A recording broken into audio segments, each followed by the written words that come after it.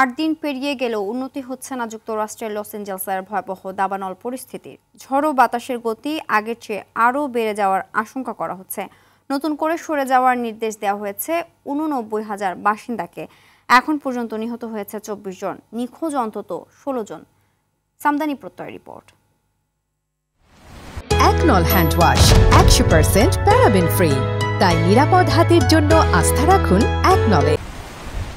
ভয়াবহ দাবানলে জ্বলছে ক্যালিফোর্নিয়ার লস অ্যাঞ্জেলস। গেল সপ্তাহ থেকে চলতে থাকা এ দুর্যোগে পুড়ে গেছে 38,000 একরেরও বেশি এলাকা, ক্ষতিগ্রস্ত হয়েছে 12,000 অবকাঠামো, ঝুঁকিতে রয়েছে আরও 57,000 বাড়িঘর।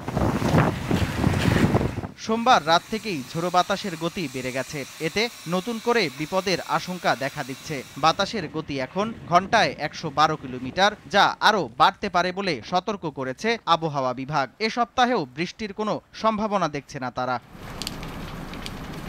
সবচেয়ে ক্ষতিগ্রস্ত ইটন শহরে আগুন নিয়ন্ত্রণে খানিকটা সাফল্য পেয়েছে দমকল বিভাগ। এখন পর্যন্ত অঞ্চলটির 33% আগুন নেভানো গেছে। এছাড়া নতুন করে আগুন ছড়িয়ে পড়াও রোধ করেছে দমকল কর্মীরা।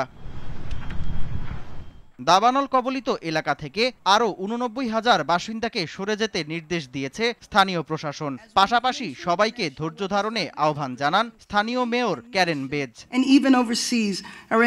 বিপর্যয়ে অন্তত 24 জনের মৃত্যুর খবর পাওয়া গেছে, নিখোঁজ রয়েছে অন্তত 16 জন। নিহতের সংখ্যা আরও বাড়ার আশঙ্কা করা হচ্ছে। প্রাণ বাঁচাতে ঘরছাড়া হয়েছে প্রায় 1.5 লাখ মানুষ।